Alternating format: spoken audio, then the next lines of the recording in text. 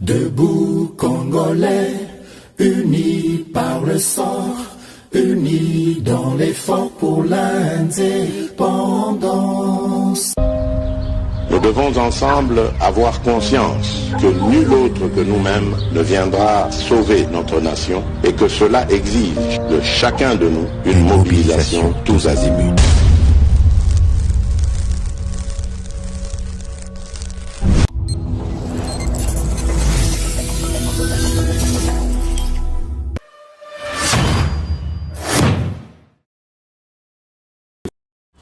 Boye malamu na GCAM télévision, fidèles abonnés, chers internautes, et c'est mon angai koyeba bino ebele na bolandi. Etando na bino ba éclairé à travers émission Debout Congolais. Natondi bino botondi penza ndenge boponi fréquence ya malamu ilungu na mwana mboka samba olonga boyebi ete mokili ezalaka toujours balance, on reste debout, on est congolais toujours FARDC na motema. Sans oublier que justice yanzambe erataka motote, justice yanzambe moto mokote aishapaka na contrôle nango. Soki oko échapper na contrôle ya bato mokili, yeba ete na contrôle yanzambe moto mokote aishapaka. Mabe to malamu toko salaka eza na litomba na yango. Sala bilan na yo, sala inventaire oyeba ba acte na yo. Ezali mingi ko se pencher côté à malamu to côté à mabe yo moko tirer ba conséquences et puis oyeba été il n'est pas tard pour changer. L'actualité est toujours dominée par le dépôt des candidatures. Tout le monde a qui la candidature la plus attendue. Il y a Félix Tshisekedi ezala qui déposé na mukolo ya samedi.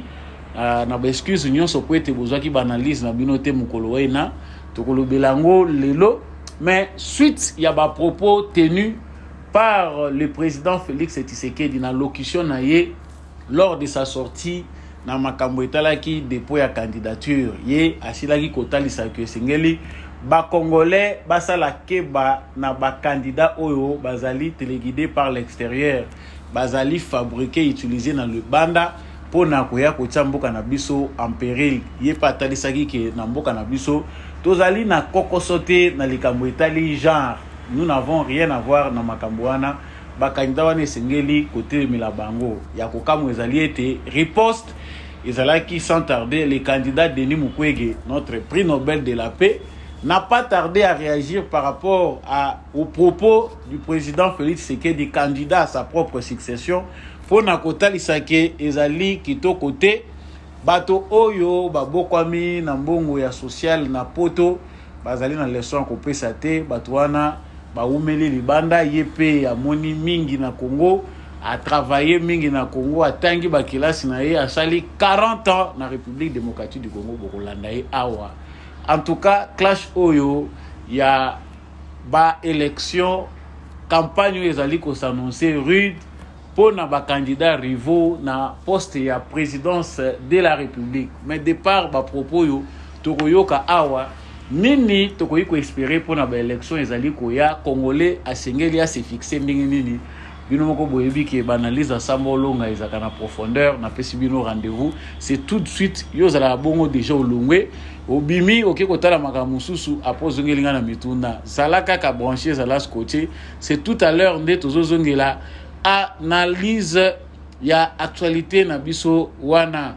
Sango ya mibale to kolobela esengeli to ba ete les déserteurs de l'armée John Numbi a tenaki ba propos moko à partir ya cachette na ye mboka zali e bani nanu officiellement te, mais ya tenir ba propos par rapport ya gouvernance ya Félix Tshisekedi, ba propos un peu semblable tout ko lo ba propos semblable na ya Corneille Nanga, lui aussi en exil pour na kotalisa que pouvoir ya Félix Tshisekedi et utaki pa na bango, et c'est lui John Numbi nde mutasala qui tout pour faire accepter Félix Tshisekedi par ses pairs ou par d'autres hommes politiques que Félix Tshisekedi ne puisse pas s'enorgueillir, baza ko mettre en garde si la situation ne change pas jusqu'aux élections. En tout cas, va retirer toutes les conséquences. Que retenir de ces menaces? Que devons-nous comprendre par là? Est-ce que climat il y a une élection et qu'on a l'apaiser? Que cachent les propos? Il y a John Numbi. Qui est derrière John Numbi? que devons-nous espérer par rapport aux élections? Est-ce que ce sera des élections qui seront apaisées? Nous en parlerons aussi tout à l'heure pour Nagoyeba. Suite Nayango. Nabosu ici, il y a actualité na biso tokolobela combat où ils allaient continuer entre ba résistants, il y a autodéfense les Wazalendo contre les terroristes du M23 pour ce lundi.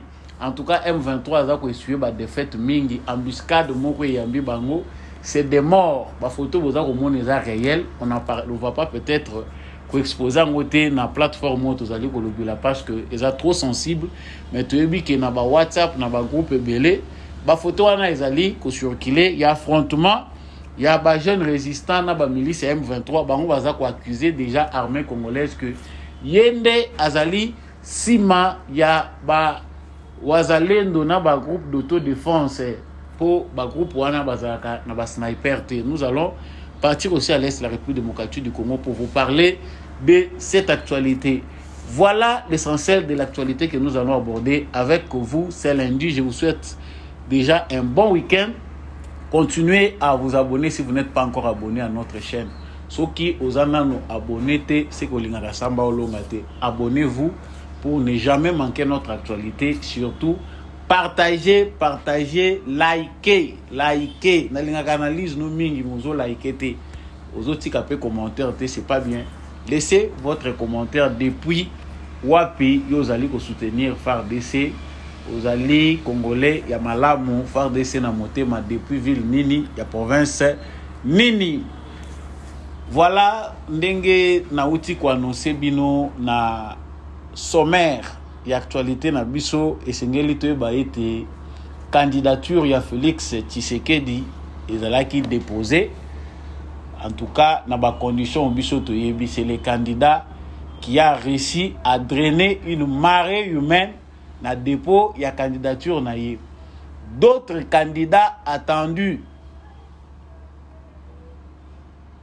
Oyo, et c'est là qui va déposer la candidature na bango, ba ressurté ko traîner marée humaine ou monana qui pour la candidature, il y a Félix Tshisekedi accompagné de sa femme, la première dame, Denise Nyakero, ses petits-fils, son beau-fils, sa fille, en tout cas toute la famille biologique et politique était là.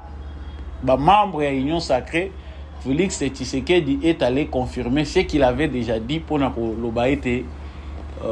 Nazali, candidat, la succession d'Angaï Posoki, Moussalao, Tosali déjà, Tosukiawa, Boye Baete, ennemi de la République démocratique du Congo. De Moutou va reprendre les dessus. Il a tenu parole pour déposer candidature naïe. Je ne reviendrai plus pour l'axabino ambiance qui vous avez eu tout le temps. Il y a qu'à vivre en live na GCAM télévision. Mais naza ko pesabino moi séquence oyo il y a ba propos il y a tata Mokonzi Ekolo en tant que candidat aux élections. Tant a outi ko déposer candidature naïe à Lobinini Tolanda. Et donc, je vais peut-être terminer, mais avant, je voudrais, à travers vous, mettre en garde notre population face aux candidats de l'étranger. J'ai parlé de notre envie, notre ambition de devenir indépendant sur le plan économique. Ça ne plaît pas aux étrangers. Et donc, ces étrangers vont fabriquer des candidats. Ces candidats vont venir vous parler, Congolaises et Congolais. Faites très attention. Mais ne craignez rien. Parce que vous êtes les plus forts. Le peuple a toujours raison. Et donc, ces candidats, vous les reconnaîtrez à leur langage. Ils vont vous amener des concepts venus d'ailleurs. On a entendu déjà parler des notions du genre. Au Congo, nous n'avons pas de problème d'orientation sexuelle. Vous reconnaîtrez ces gens-là lorsque leurs parrains vont leur donner un mot d'ordre pour se réunir, se mettre ensemble pour devenir plus forts. Mais ils vont se tromper, ils ne seront pas plus forts parce que c'est notre peuple qui est le plus fort. Voilà pourquoi je dis à l'étranger, qu'il est temps de laisser tomber cette politique du passé qui consiste à soutenir des pantins et de penser pouvoir les faire élire contre la volonté du peuple. Vous devez rester vigilant jusqu'au bout. Voilà. Nakanisi Bolandi Penza Maloba Yatata Mokonzi Ekolo, candidat président de la République à sa propre succession. Yé azali déjà pour s'attaquer directement na ba adversaire na yé oyo bazali pe ba candidat président lokola yé batebele ba retourna mais en tout cas président aza brutal kaka mbala moko boye déjà bandi ko s'attaquer na bango, mais c'est ça le jeu politique. Lorsque on s'annonce candidat, on regarde en face voir ba candidat nini potentiel, ba adversaire nanga bazandenge nini. Mais coup au kozelaté étant déjà ba siffler déjà que match bandi naza déjà na kati ya ring. Il faut déjà na laksa que naza na vivacité nangai, c'est ce que fait Félix Tshisekedi, mais il vient de révéler quelque chose de très important. Oyo biso pe tolobaka na émission na biso. Sans parti pris, Félix Tshisekedi parle ici na likambo oyo etali ba candidat oyo bazalaka gérer de l'extérieur. J'ai consacré plusieurs de mes émissions pour parler ce que vient d'officialiser avec sa plus haute voix Félix Tshisekedi. Nalobaki na ba émission lekaki que bandeko na ngai to sala RRT to misala la mabete. Nous avons dans la scène politique congolaise des candidats qui sont guidés de l'extérieur. Chaque fois que nous avons des élections en République démocratique du Congo, nous nous apprêtons pour aller aux élections. L'Occident, les gens de l'extérieur, dans l'ensemble, les gens très précis, les Européens, certains Américains, et voire d'autres pays qui entrent aussi déjà dans cette danse-là. On a tendance à fabriquer des candidats. Il faut imposer dans la scène politique congolaise sous prétexte que Bangonde Moutou va défendre mieux l'intérêt na Bango. Et Félix Tshisekedi aujourd'hui revient sur cette même réalité autre dans la plupart de nos émissions. Les politiciens sont la République démocratique du Congo, les politiciens qui ont intérêt na biso. Ezali certes na ba politiciens oyo bazali candidat na Congo pour na mabumu na bango, pour na venir na bango. Bazape ko bunda batanga ki ba kelasi na bango, ba wuti na ba famille na bango, ils ont besoin d'honneur. Bazana a besoin de gloire, ils ont besoin de s'enrichir à politique. Peut-être pour cela ils se limitent seulement na niveau national, naza candidat a yebi que ceux qui na côté dans le jeu politique, je saurais bien vivre na koko profiter na o nga na lingi. Ba mususu pe ba ye na double mission. Aye en même temps na souci ya que na kota na scène politique parce que naza na besoin ya mbongo. Mais non seulement c'est là, mais mbongo wana eko uta awa na Congo te, mais il est financé de l'extérieur. Il a séparé de l'extérieur. Akokende Union européenne, ake États-Unis, on a kutani na kingandi. Makambo yo bino boza ko luka bozula ba solution na Congo. Eza makambo yo ye azokinda kozwaka ba idée libanda. Ils ne viennent pas avec des idées qui sont le leur. Baza eza na ba idée oyo bango bazali kozula libanda po baya kotika mo awo. Donc Félix Tshisekedi met en garde les Congolais. Réveille les Congolais pour na kozala vigilant par rapport à cette réalité. Bobangate toyebi ke batuana o baza ko sala libanda baza ko tindika ba candidat baza ko fabriquer bango pour baya ko se présenter lokola ba candidat. Mais aussi dans ses propos Félix Tshisekedi s'attaque indirectement à certains candidats. Toge ezalaka facile ezalaka pe même mutunyo sobanga toge, même si ça fait partie des gens que moi je crains, je n'aime pas vraiment être face à quelqu'un qui est en blouse blanche wana. Na lobaku tutoje ba blouse blanche na za na confiance na bango te parce que so vous avez psychologiquement préparé te za na diagnostic ba ko pesa yo ka sur les champs ba pesa diagnostic vitesse à maquiller mati arrêt cardiaque kaka wana sur place yango mona ka batu mususu ba za ka préparé te a okende na ye na hôpital aza en bonne santé makomi diagnostic ya pamba ba pesa yo et bakisi maladie olali mbala moko na mbetu hospitalisation et pourtant oyaki yo moko zotambola. Donc c'est pour cette raison là que moi je prends soin de ce que je mange. En tout cas parenthèse na ko fongola surtout bino mingi bandeko bozana poto po bino kuna eloko etikali na bino ezaka ke baba na ko imposer bino na biloko banda ko lia produit o eza certifié te po bolia yango logo le uti Afrique to yebite qualité nango wana bolia te produit oyo banque final bakutu banque mondiale OMS a certifié on a noté moyen bolia ezate. Dans notre pays nous n'acceptons que des produits certifiés par l'Organisation mondiale de la santé. Tout ça de petit à petit. Alors pendant ce temps, nous, quand nous revenons le matin, nous prenons notre moringa, nous prenons notre sinda calmement. Nous avons besoin de bailler au landelangai. Babilo ko ba boîte, ya ba plastique, ya ba nini. To komi ko tala danger oyo to za ko courir na mokili.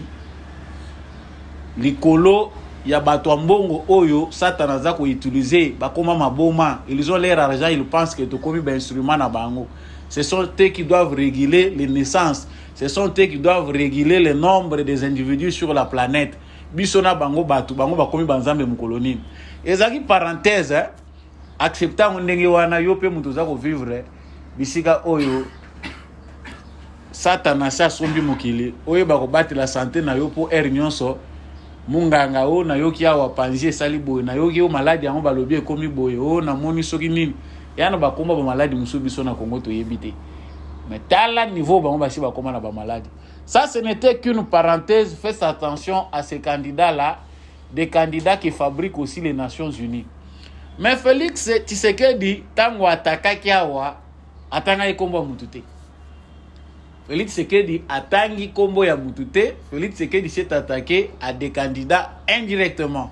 Parce qu'aza mutu aza ko suivre de près tango za candidat, il faut l'andaper évolution ba adversaire politique na yo. Quels sont leurs atouts, quelles sont leurs faiblesses. En face de Félix Tshisekedi, il y a une opposition en ordre dispersé. Une opposition tant toza kotala nombre bazali to sutu lobela makambo mingi na kokota pena na ba détail mais profondément.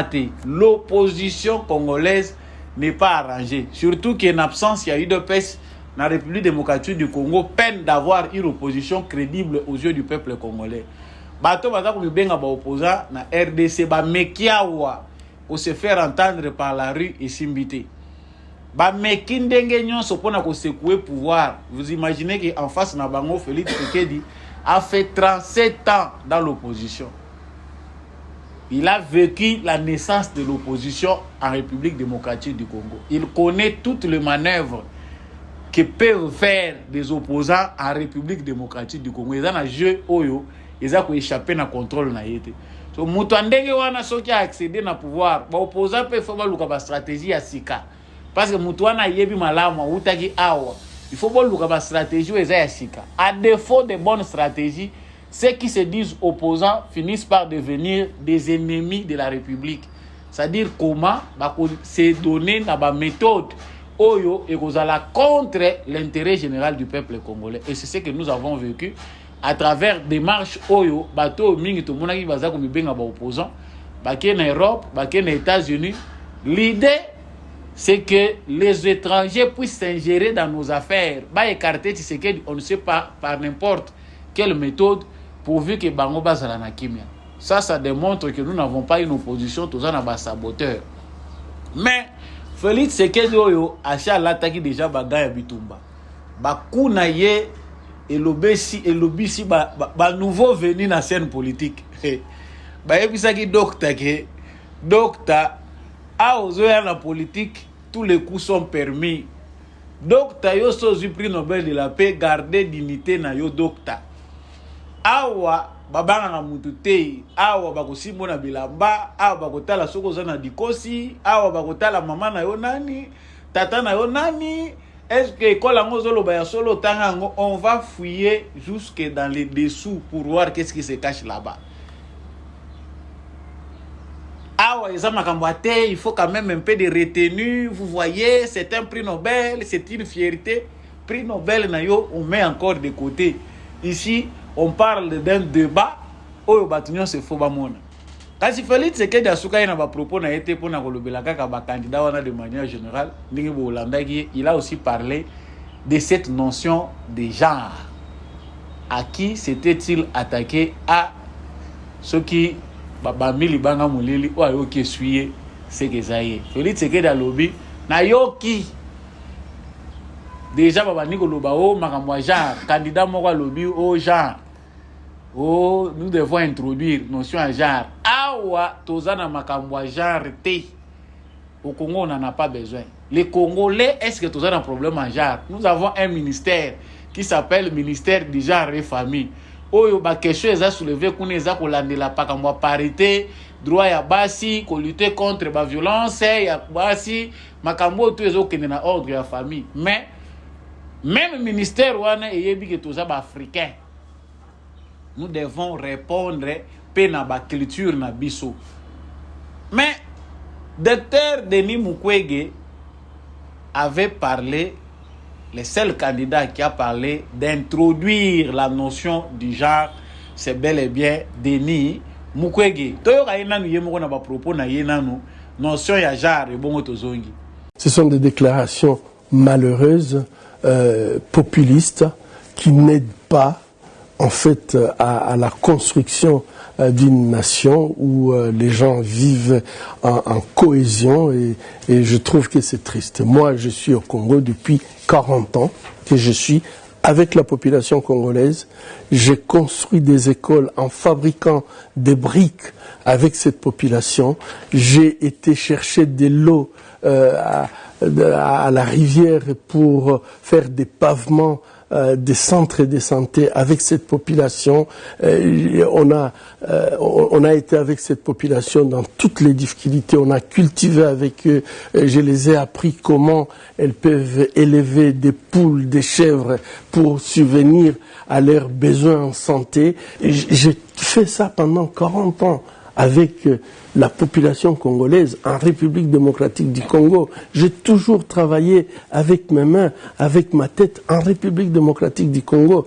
Et c'est malheureux des gens qui vivent en Europe, qui vivent avec les subventions de l'assistance sociale de l'Europe, qui n'ont pas d'adresse au Congo. Ils ont peut-être l'adresse de leur père, mais on ne connaît pas leur adresse physique au Congo. Puisse me traiter, moi qui vis au Congo, d'être le candidat de blanc. Je crois que le contraire serait vrai. Toute ma famille vit avec moi au Congo. Mes enfants ont étudié dans les écoles congolaises, les universités congolaises. Eh ben, je crois qu'il faudrait qu'ils revoient un peu leur discours par rapport à moi. Je suis le plus congolais de tous. Voilà. Notion, il y a genre, Nengue, Denis Mukwege lobeli yango ezali ndenge tozali kolobela ngo na constitution na biso te.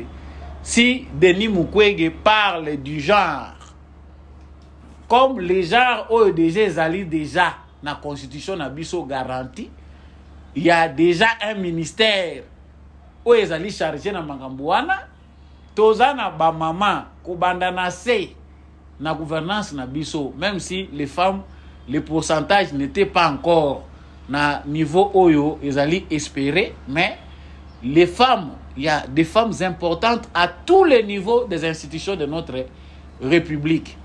Kobanda na kati ya ba commune, na ba bureau ya ba quartier, ba chef d'avenue ya basi bazalaka, tozali na ba gouverneur ya basi, ba bourgmestre ya basi bazali, ba ministre ya basi bazali, ba député, lelo oyo tozali na gouverneur ya banque, maman, tozali na basi na ba à tous les niveaux.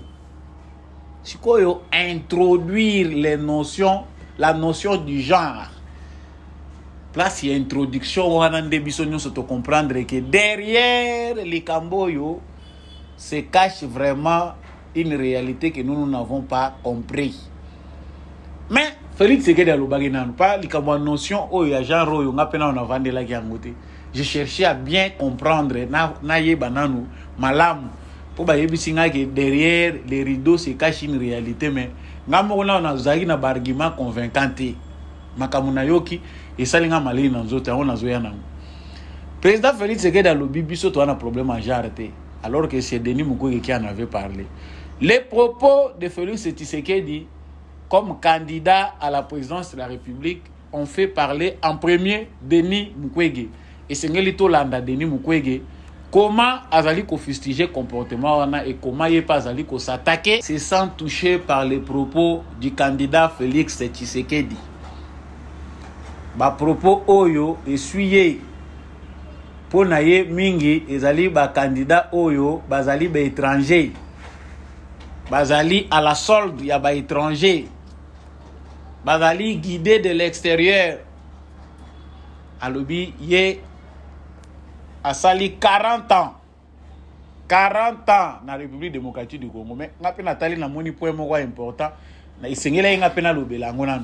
Amituni mais cher docteur, vous parlez de 40 ans au Congo, vous avez 68 ans.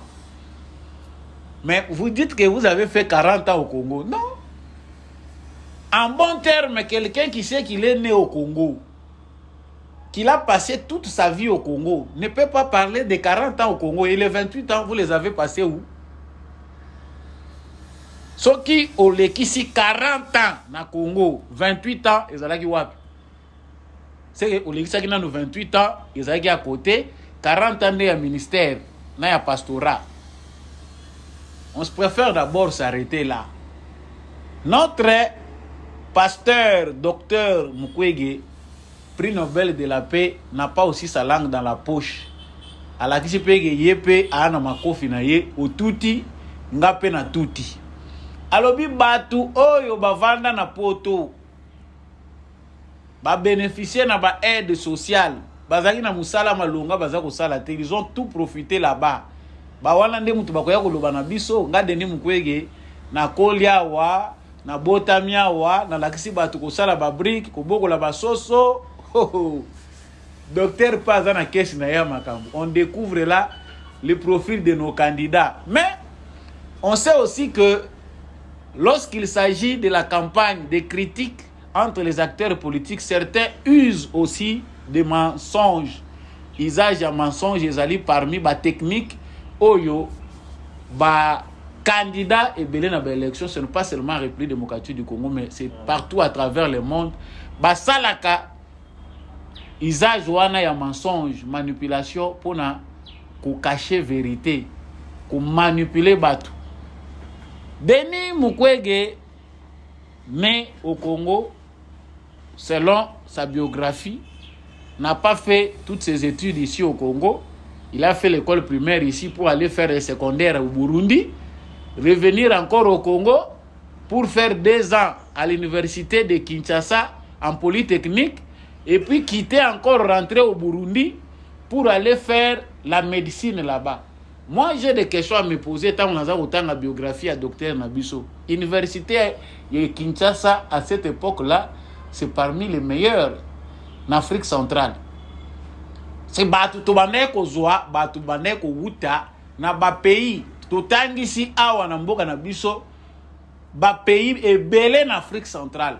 Ba bande oya ko bénéficier na qualité d'enseignement na biso wa on nous louvanyo mais à l'université à Kinshasa. Bon, nous ne savons pas les vraies raisons qui ont fait que notre prix Nobel de la paix puisse quitter l'université de Kinshasa, réputée à cette époque-là, pour aller au Burundi. Tu as vu la qualité à Nini Kunate, tu as vu Burundi à Monde P, Sikape Tamumamba Kendagi. Kunape, tu as vu que Kunezalaki qui toko makasi. Mais pourquoi le Burundi? Nini pena ezalaki penda kosala ke azala de proximité na Burundi parce que tout monde que ba école na ye classe na ye nyonso humanité atangeli yango na Burundi.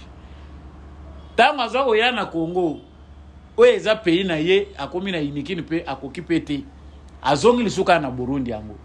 Certaines sources affirment clairement que notre docteur n'a pas son papa ici, papa ya Mukwege azalaki na ye congolais te, papa ya Mukwege aza burundais. C'est sa maman qui est congolaise, maman na yende congolaise, un peu comme la question de notre frère Moïse Katumbi. Soriano Dagano, soki Soriano bakomba ngondenge betaka batu mitwa. Donc tata aza mopaya, maman aza wa babalani, soki pe mwana botamaki awa yangonde botamaki. Mukwege a certains de ses frères na Burundi. Selon plusieurs sources, ils ont confirmé que Mukwege est burundais. Je vous laisse d'ailleurs suivre la vidéo de cette maman. Maman oya lobaki makambo bato azo ndemate. Cette maman affirme bato ya yebaki bato bakoli koli na ba quartier na bango. C'est une vieille dame à cet âge-là, on n'a pas d'intérêt ya okende ko bimisela bato ba mensonge. Toyo kayena no makambo alobaki concernant bato ya yoka ayebi simande tozongi. Mbote mwa biso mbote papa. Namuni kombola yo? Kombola nga mama Neli. Mama Neli. Oui. Ozamona ya Bukavu. Bukavu na ngana za irebuka. Na mwana Bukavu na botami na Bukavu na koli pe na Bukavu. Kata makambo ya polémique. Polémique ya makasi entre Kamere na Kamere. Ba Mukwege mama na yazali muzibaziba. Papa na yaza Burundi. Na hiyo kabo. Ezaka boy. Mukwege papa le Burundi. Burundi. Mema akoli pa ya mama na yo. Obi banini. Na hivi kana bota mimi na Bukavu na koli na Bukavu tu sa. Na kama mwana Bukavu. Balobi atanga la Bukavu. Ye Mukwege. Oui, balobi atanga la Bukavu. Atanga pe na Bukavu ko? Atanga pe na Burundi. Mais Congolais 100%. Non, ça 100% te papa na yaza Burundi. Comment papa ne? Mais na yebi kombo ya papa na ete na yeme na yebi papa na yaza Burundi. Ka bazo ko la Bukavu. To yebi yaza Burundi. To zana bana mingi to kodi sika moko kuna be baza ba Rwanda. Lokola ba mushobekwa. Baza ba Rwanda? Mushobekwa. Rwanda. Baza Rwanda. Bokabere. Kamere pia yaza Burundi. Oh. Mama na yaza mushi. Maman Mouji, papa. Papa Burundi. Est-ce que on sera anti-campagne? On sera anti-campagne pour Okisango, à Osaka. Nazali mutu ya président. Nazali mutu ya mutite. Nazande Congolaise c'est tout. Na koli na Bukavu c'est tout. Nazala kabila. Congolaise. Maman na Ayo, papa belge. Papa belge, maman congolaise. Mais na koli pa ya maman na ngai. Donc, moi la Muzungu. Muzungu na sema.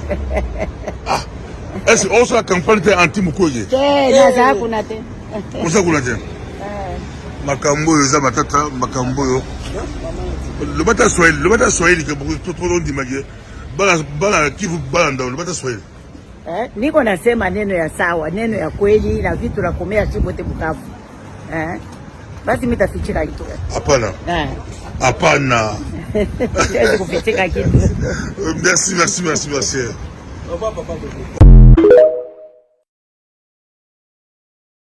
Voilà. Bolandi malamu mama na biso makambo aza koloba. À un certain âge, on ne sait pas parce que tout le monde to douter tant to za kotala to moni que mama oyo azana problème moko privé na Denis Mukwege na batu nyonso ya tangi Francine Muyumba Denis Mukwege bato ya za kotanga tant to za kotala mama wana sala ka politique te azana problème direct na bango te. Il n'y a pas un conflit d'ordre familial entre Yé et Bango, mais elle raconte ce qu'elle a vécu. Nous avons comme ça plusieurs étudiants étrangers qui ont bénéficié de l'éducation au Congo, des études au Congo. Là, bah, études des années malamu. Ils allaient au yabiso ba génération ba sambolonga te. Toye ko nyo kwa mata mubuta sa lembi, nyon ceci baby. Et comme il faut en atata malamu penda pour assurer que na ceux qui moi français à kitoko ezo oyana moi no botami na ba 90 quelque moi no botami na ba 80 quelque c'est que en tout cas ba parents ba sera qui penda. Voyez bien le niveau a trop baissé à partir de 90 là déjà makambo belé bandi ko kota potopoto. Mobutu très préoccupé maintenant par comment quitter le pouvoir ou pas. Comprenez mon émotion, tout était parti en vrille. Mais parmi ces étudiants-là qui ont bénéficié des universités congolaises, des écoles ya Congo, certains sont passés inaperçus après leurs études. Ils ont préféré de manière suspecte et de manière autre que infiltration d'user directement de la nationalité congolaise. Nous avons des gens Batebele Bazali ko témoigner Atangi na Congo, bah bien qu'il y a étudiants étrangers na Congo, mais il finit par se transformer en Congolais.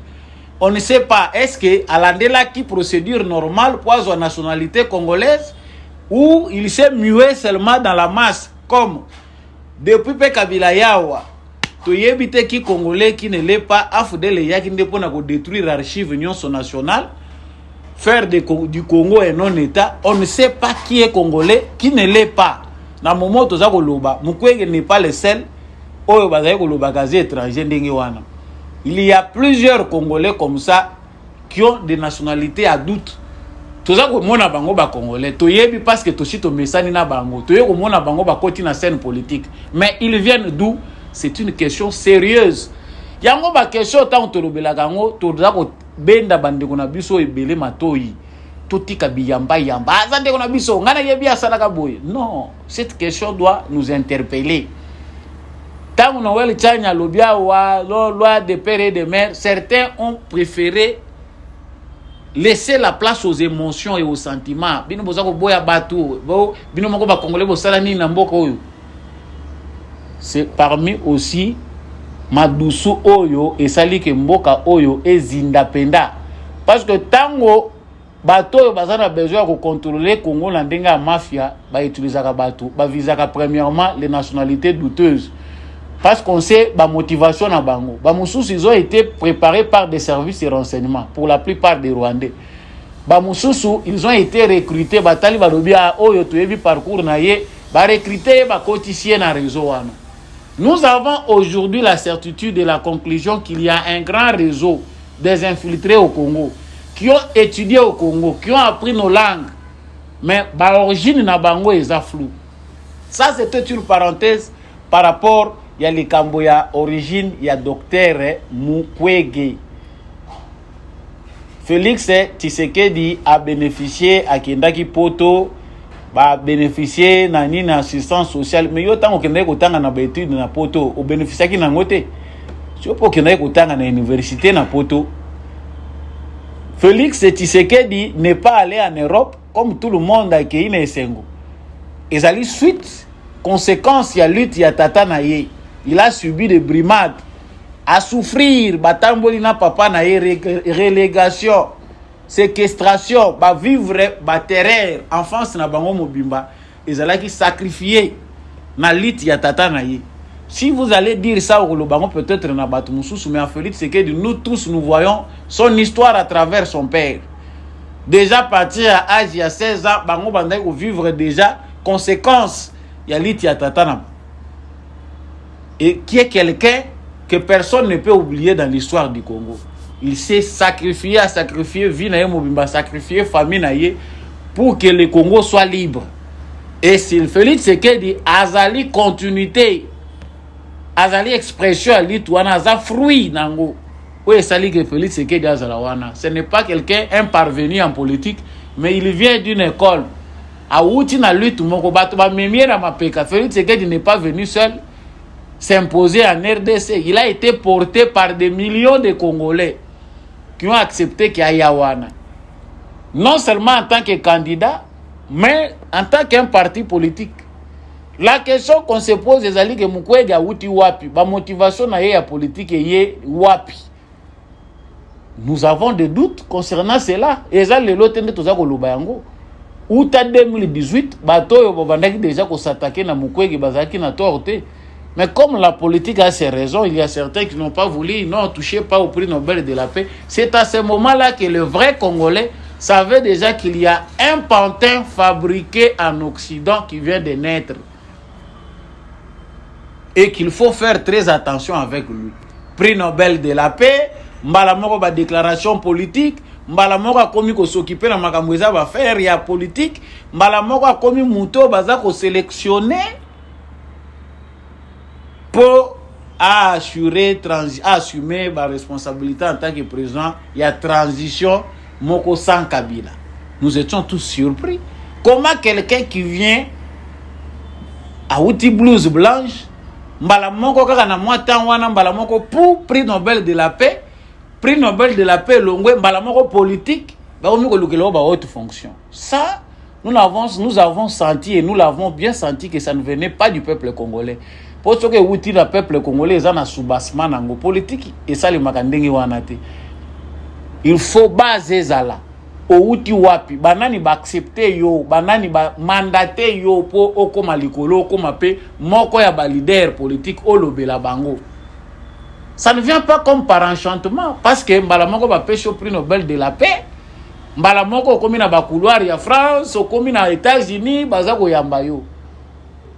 Ce n'est pas de l'acharnement. Denis Mukwege pense que Zali Makambo eza yango te yo bénéficiaki na poto na aide sociale yonde mutozolo bakeba étranger. Mais nous avons peur de ces gens-là. Quand vous êtes bon pour ces gens-là, vous ne serez jamais bon pour le Congo. Parce que yebi que retard yo outre biso moko inertie na biso ya conscience, mais tu yebi que complot eza ya bango. Mais quand toi tu es le candidat de ces gens-là qui complotent contre cette nation, bakobetro maboko ndengeni. Mukwege est avec la famille Clinton. Mukwege est avec les Soros. Mukwege est avec Biden. Mukwege est avec tous ces gens-là qui sont cités dans Makambo Etali à faire la guerre à l'est du Congo. Toute cette instabilité, bactères nango principaux, Mukwege azali na ba relation na bango. Ya malamu, il les fréquente. Et ce sont ces gens-là ne mutu bazali ko continuer ko sala ete guerre wane umela.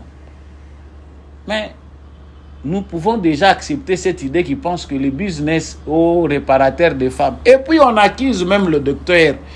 Eza mesika oyo bazali ko accuser docteur Nabiso. Notre docteur Yokei au falsifié même ba dossier. Pour Mukwege a pris de la prix Nobel de la paix, il y a aussi le mensonge a aussi contribué. Il a fallu bomber les torts. Français au pays comme compliqué pour comprendre. Mais il devait manipuler les chiffres pour faire du Sud Kivu, Bukavu est comme capitale mondiale de violences sexuelles.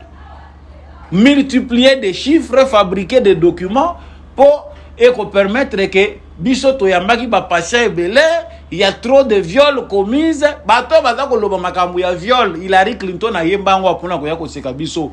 Non, c'est la capitale mondiale de violences sexuelles. Bato wana nde mutu bazako pesa yo Mukwege mbongo pour réparer kabasi. Mais tant bazako pesa yo mbongo, ce sont eux-mêmes qui tuent les gens. Ezali politique na bango nde mutu ezako sala ke ba massacre ka batu, ba viola kabasi. Mais quand les gens là te financent, c'est que ça fait criminel au la bango. Ce qui le lot, guerre et sili, yo pe kop na yo et sili. Chers Congolais, c'est vérité, ce n'est pas la première fois où tu as le Belango. J'ai reçu des appels la fois passée, quand on a abordé le sujet à Denis Mukwege. Certains m'ont même appelé Balobi, beaucoup mieux exagéré.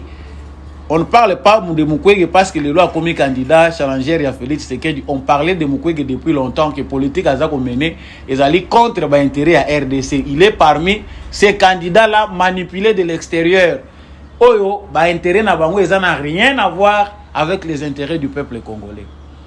Donc pour conclure cette affaire de Denis Mukwege ici, par rapport à la manipulation étrangère, nous devons savoir, nous Congolais, que ils ont un candidat à éviter. Si on a l'ingénieur si ça point parce que na voya kozwa bino temps ebele et monsieur kozala mulayi lelo na lobeli likambo oyo ya genre ngai na lobela ga ngote. La notion du genre, nous devons introduire la notion du genre. Notion genre zanine, c'est la manière dont une personne se définit elle-même en termes de genre. Certaines personnes s'identifient en tant qu'homme, d'autres en tant que femme et d'autres encore comme étant en dehors de ces catégories traditionnelles. L'identité de genre d'une personne peut être en harmonie avec le sexe assigné à la naissance ou être en désaccord avec lui. D'où est née la notion de genre. Yango ezali pe très important que bisope bafricain to kendaka kakate ko importer ou bien baye la biso kakate ba terme importé biso peut utiliser yango sans que to contextualiser yango par rapport ya vécu na biso, par rapport ya culture na biso en tant qu'Africain. Même parito toza ko lobela lelo, c'est toujours importation ya ba concept ba sala yango kuna esimi boye nango a mbala moko pour bokotisi. Est-ce que bo étudier société na bino, bo tali ba us et coutume, bo comprendre que ezali normal, ou bien bo lobite lokola kuna bango ba sali biso pe mbala moko to sala. Et souvent c'est toujours la politique occidentale qui influence l'application des termes qu'ils ont déjà essayé mis en place chez eux, chez nous. Parce que notion en genre eza ko bota mawapi nakala bango bandaye koloba ba PD tango ba moni ke ekomi important pour na bango, parce que bango nyonso pe bakoti na ba bureau na bango bakomi ozo komona ye mobali aza maire aza ministre menjoka aza mwasi ya mutu, soit aza pe mobali ya moninga mobali lokola ye osala kango déjà na ba chambre. Ils le font chez eux calmement, parce que dans le moment où on sait que les Africains discutent lorsqu'ils parlent politique, ce n'est pas du genre que les Africains discutent. La priorité est ailleurs. Nous avons faim, on a besoin de sécurité. La notion du genre, nous devons introduire la notion du genre. Et où t'as dit, cher docteur, on comprend que derrière notre fameux docteur se cache organisation wana boyebi na yebi ka ba comment ko sanctionner biso na kotanga bango boye okili suba yeko katanga mutu bomoni nga ini semaine na monanité. Organisation wana eza ko soutenir bagé. Cette organisation la finance des politiciens oyo bandimi ko porter ba idée na bango. Biso na Congo, les PD existent. Les homosexuels existent au Congo. Ils le font calmement chez eux. Mutu pa bambaka bango mabanga azalaka pété. Ils le font dans leur chambre. Bango basi bapona na bango perversion wana na bandaku na bango na ba chambre, il circule ah ba yebi que ceci c'est un homosexuel. Mais faut-il légaliser cela? Tokende ko inventer conflit où eza ko exister chez nous. Toko tsango na balwa na biso o introduire notion ya genre. Lo. Je pense que le docteur s'est disqualifié lui-même en tenant de tels propos, parce que tout le monde a une réaction à ba Congolais. Tant ou ba sachet, il y a ba LGBT qui n'est pas circulé, je ne sais pas dans Lubumbashi. Ça a causé un problème parce que la population congolaise n'est pas prête à accepter ça. Et qu'on les gâte. Mais yo yeli ango biso, parmi ma priorité, il faut toi introduire notion ya genre. Comprenez qui finance la campagne de notre famille docteur et qu'est-ce que nous devons faire en tant que Congolais pour éviter que ça nous arrive. Pour ça la Congo déjà, tu es bien que batebele na babiro na bango, c'est ce qu'ils font.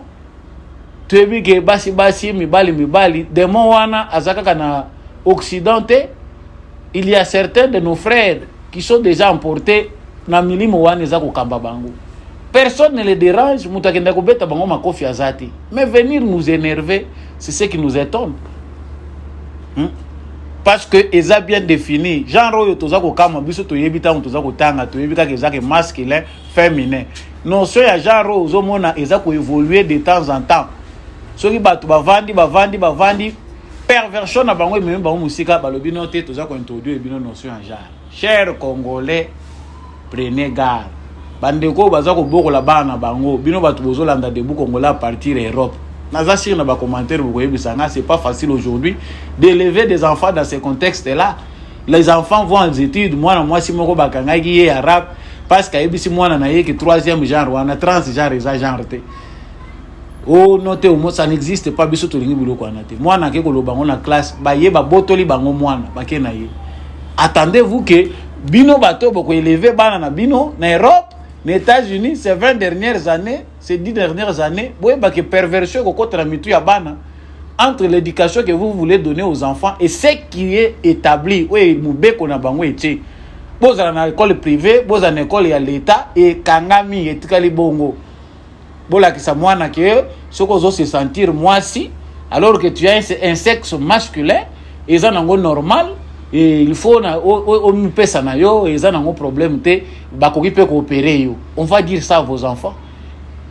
Or ici biso toza prêté à accepter yango Ah, oponi na yo vi ya kitoko, mais yeba yango pe avenir ya bana. Donc, eza fait ya ba système po biso ba mususu tokoma ko s'accrocher mingi na foi. Sango ya mibale toza ko lobelawa ezali sorti ya John Numbi. Sorti ya John Numbi baza ko lobela yango ke cherche John Numbi to uti ko yoka kala mingi te ba propos ya Corneille Nanga nakoloba nakobima les 7 na lobby naza koloba Tshisekedi n'avait pas gagné, chanson déjà écoutée. Mais on ne s'attendait pas que John Numbi na cachette na ye akobima pe po la biso oyo batu musu baza déjà ko qualifié d'intimidation. Je voulais suivre d'abord cette vidéo courte que nous avons sélectionnée parmi Badir Naye Belé Simande Tozongi. Menaces publiques dans les discours au Kasaï et à l'étranger à l'encontre des opposants politiques. La mort de l'opposant Chérubin Okende est tout sauf un hasard. Le non-respect des accords nationaux, régionaux, et j'en passe. Au dernier sommet de l'ONU, Fachi a raté l'occasion de se taire à 3 mois de la fin de son mandat. Dès lors, les devoirs et le patriotisme m'interpellent et m'appellent. Devrions-nous nous taire et regarder périr un peuple dont tous les espoirs étaient permis lors de la première alternance pacifique du pouvoir? Tshisekedi a perdu toute légitimité en reniant l'accord qui lui a permis d'accéder au pouvoir. Il est aujourd'hui comme un inconscient qui joue avec le feu dans une poudrière. Nous taire ou nous résigner serait trahir ce peuple qui a droit à espérer mieux. L'armée et la police, ainsi que toutes les forces de défense du pays, ne sont plus liées au devoir d'obéir dès lors que le commandant suprême est devenu lui-même un danger par son immaturité, son incompétence notoire, son népotisme et son comportement tribaliste qui menace l'unité nationale. Les élections prochaines seront le feu qui va embraser la poudrière. Car, loin d'être transparentes et inclusives, elles ont été organisées pour une tricherie à grande échelle et malheureusement cousues de fil blanc. J'en veux pour preuve. 1. La répartition des sièges ne représente pas la vérité démographique de province et les faits en faveur de milieux sociaux favorables à Fachi. 2. La CENI est fortement tribalisée, ainsi que toutes les chaînes de commandement pour l'organisation des élections, à savoir A. La chaîne de commandement des opérations électorales. B. La chaîne de financement des opérations électorales. Et C. La chaîne de sécurisation des opérations électorales. Sur plus de 450 tribus en RDC, le contrôle de toutes ces chaînes de commandement est assuré par une seule tribu, celle des Fachi. 3. Le fichier électoral est biaisé. Certains kits électoraux sont et continuent à être dans les mains de pro-Fachi, qui attendent de bourrer les urnes au moment venu. À cela s'ajoute l'enrôlement massif des mineurs dans les grands Kasaï pour bourrer les urnes en faveur de Fachi. La CENI devient donc un piège, un vaste complot contre la démocratie. Je répète, la CENI devient un piège et un vaste complot contre la démocratie. Il est donc impensable que des politiciens veuillent participer à de telles élections pour légitimer un pouvoir qui conduit le pays tout droit vers son implosion. Si, en connaissance de cause, ils y participent quand même, ça sera soit qu'ils sont complices de Fachi, soit parce qu'ils poursuivent des intérêts égoïstes, personnels et inavoués au détriment de l'intérêt général du peuple. Je ne reconnaîtrai donc point, par devoir sacré et sur le serment du soldat, les pouvoirs qui viendraient de ces piètres élections si jamais elles ont lieu dans les conditions si haut décriées. Fachi, après avoir craché sur tous ceux qui ont milité pour son pouvoir, n'a ni droit de se représenter, encore moins de conduire l'indispensable transition pour créer un bon climat propice aux élections dignes de confiance et source de légitimité politique. J'en appelle donc à la conscience de tous les fils et filles de la République à barrer la route à cet aventurier qui est comme un pachyderme dans une poterie. Aux compagnons d'armes effardés, vous avez fait montre d'une discipline exemplaire, d'éviter les courants de coups d'État en Afrique. Vous avez jugé bon de laisser Fachi terminer calmement son mandat. Mais alors, si d'ici le 20 décembre, rien ne change dans l'organisation d'une élection inclusive et crédible comme cité si haut, nous serons dans l'obligation d'appliquer et de faire appliquer l'article 64 de la Constitution. S'il a en lui un peu d'héritage de son père qui a consacré toute sa vie pour voir l'avènement de la démocratie dans RDC, Fachi doit se retirer pour l'intérêt supérieur de la nation. S'il continue à s'entêter, à écraser et museler l'opposition. Voilà. Wana Bolandi et John Numbi. John Numbi azongeli ba propos ya Corneille Nanga. Tshisekedi azali fruit ya négociation na bango. Ya volonté que effusion de ça et ça le matin yango ba yokanaki. Po Tshisekedi akoma ole azalelo. Tshisekedi azako bebisa nyonso. Il ne respecte pas l'opposition, ils ont malmené, ils ont misé presse, tout ce qu'il a dit là au Toyoki. John Lumbi a contribué pour que Tshisekedi soit accepté. Les discours qu'il conclut, c'est que si Tshisekedi a Yokate, Onyon Soya Sala, si Tshisekedi ne veut pas changer par rapport à l'Union Azur pour organiser l'élection, il va assumer toutes les conséquences. En apparence, c'est une menace contre la République. Parce que qui fait ces déclarations, c'est un déserteur de l'armée. Pour ce bateau, John Numbi est un déserteur. Il est le plus gardé de notre armée. Général des armées. Grade wana bapesa kango mutu soko bundi bitumba ya malonga au saliba prouesse. John Numbi n'est pas passé par l'académie militaire.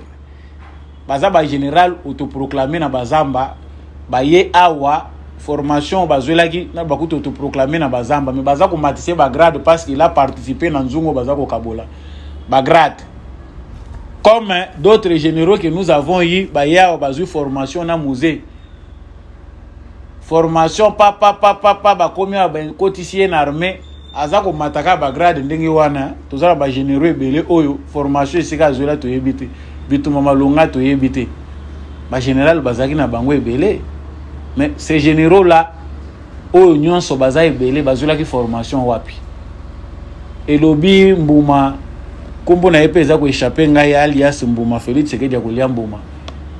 John Numbi n'a pas pris à obéir. S'il n'a pas pris à obéir, menace oyo ya John Numbi eza ko wuta wapi bande konanga banalize ko lexila bino tango eza lisusu te. John Numbi comme Corneille Nanga, c'est la frustration de Joseph Kabila. La déception de Joseph Kabila qui se voit disparaître de la scène politique. Ezane loko mokote ya sika John Numbi a lobby oyo nanu balobate. Moi je m'attendais que na maloba ya John Numbi il pouvait nous montrer l'accord signé avec Félix Tshisekedi oyo bango ba pesa ke pouvoir. ba témoin baza en vie sauf kaka fait de fin Kayimbi et l'autre qui l'a cité, mais les restes des témoins sont vivants. Ba témoin baza vivant. Avez-vous un accord signé avec Félix Tshisekedi? Ce que vous signez quand il a été que ma combozo le beza solo, ils a système à Nyamanasaki, boza bazoba. Vous excusez biso terme, mais John Numbi ne sait pas qu'en disant tout ce qu'il dit, baza kotali samukilike, bazala ki bazoba. Oh, moni Moïse Katumbi malobi, bazoba yo, bazoba kibino. Félix Tshisekedi de son côté reconnaît qu'il n'y a jamais eu négociation pour accéder au pouvoir. Ils ont entente moko pona ko bongisa makambo. Toyebi ke entrana sortant ba solo laka. Makambo ko sale mandenge nini, il faut abongisa pour passation de pouvoir et salema. Point barre. Les restes ezali coalition FCC cash et wuti na makambo ya ba élection.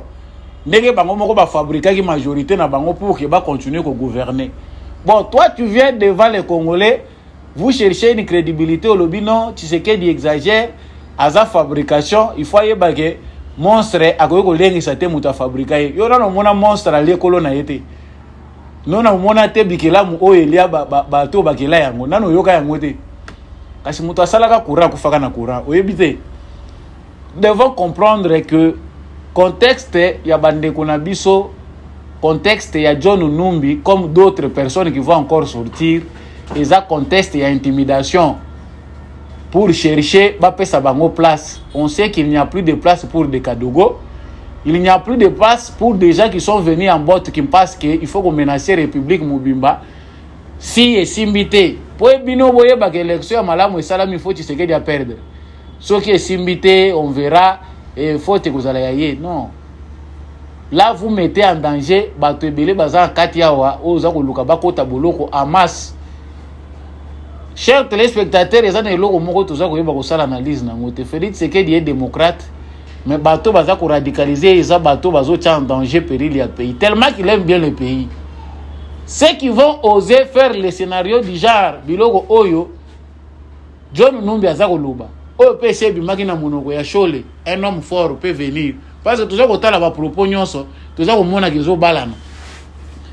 Ce qui l'élection est salami bien té, ça sera KO. Un homme fort peut venir pour aller au sala soki ndenge nini. Tu sais que na mitu na bango ba scénario bango ba planifier ça que si les élections Félix Tshisekedi les gagne, ça dit les élections ne sont pas bonnes. Ça dit les élections ils a bien organisé té. Pour na bango, c'est soit une négociation, éviter les élections parce qu'ils savent que Tshisekedi va gagner. Comme ça tu éviter les élections, to kendata na processus moko ya négociation, to ko tabiso nyonso. Si ce n'est pas le cas, mieux vaut un coup d'état. Mais coup d'état, moyen zaté. Oko kangisa bato belé. D'abord, par rapport à la culture, coup d'état, ko sala scénario na ngona Congo, eza facilité. Armée o John Numbi, aza ko loba, bato, o ba officier, eza ndengo tikela ki yangote John Numbi. Makambo échanger makasi na armée. Ceux qui vont oser adhérer à un tel scénario, bakomona bakokanga bango en masse. Il y a des choses qui ne se diront pas dans la place publique. Mais bakokangama en désordre et les autres vont encore fuir en exil. Voilà bozoluka exil ya makasi bozoluka baninga na yo ba rejoindre yo. Les propos de John Numbi, c'est Joseph Kabila qui parle souvent en cachette comme un lâche, mais qui a du mal à s'exprimer en public. Basa il a une publicité awa Joseph Kabila Goloba, Joseph Kabila Goloba. Comme Kabila yebi ke makamba ko bime ko zala nango tina te, il n'a pas le don de la parole. Yango toza ko yoka na munoko ya Numbi. Yango toyoka kina munoko ya nanga ba porte-parole ya suka ya Joseph Kabila bangoyo baza koloba. C'est Kabila qui parle. Mais cette intimidation là n'a pas sa place. Après avoir détruit le pays à 18 ans, vous devenez des donneurs de leçons. Bayoki la Bino non te tolobi, il ne veut pas écouter l'opposition. Bino boyebi comme miser l'opposition. Qui a tué Shebeya? Élément autolingi to bossa nawa nani aboma Shebeya? Nani aboma Fidèle Bazan? C'est pas John Numbi. Mais vous prenez les Congolais pour des amnésiques ou boza kozwa biso ndenge nini? Simplement, la vraie conclusion est que les Congolais normaux qui ne souffrent pas d'amnésie savent que ba propos ya John Numbi aza ko s'adresser na yemoko na quelques têtes. Il y a raison à Bango au Batikali Baza pour espérer qu'il y a un scénario ici qui va faire reculer les Congolais. biso toyebi ke marche oyo tozwi na Félix Tshisekedi sans parti pris ezali marche moko salvatrice. C'est une marche qui redonne de l'espoir et si kabino bobebisaki. Et des gens qui étaient habitués au pouvoir à tuer, à massacrer, babi mabaya kopesa ba raison opposition. A profiter par le bino to monina ni ndeko oya uti ko kufa awa sheribe okende et comme pena munoko ya John Numbi. Olongwe militaire comme homme d'état, un homme d'état. Papa, la politique n'est pas si simple que vous le croyez. Et ce que nous comprenons aujourd'hui dans tout ce qui se passe, autres za koyoka bakabiliste baza koloba, balingi te ko reconnaître défaite na bango. Kabila ne veut pas battre retraite. Admettez que vous avez été roulé par Félix Tshisekedi dans le jeu politique. Parce que Tshisekedi azalaki ni na seni oyaye, ni na armée oyaye, ni la police, ni service à renseignement. Nyonso zaki na maboko na bino. Quelle mouche vous avez piqué d'aller donner le pouvoir à celui-là sans qu'il n'ait gagné les élections? On comprend que bato baza ko kanisa ke Congolais azazoba bangonde baza bazoba. Nous réfléchissons tous. Et quand on doit s'éterniser dans un tel débat, c'est comprendre que les Congolais n'ont pas tiré na bango les santé.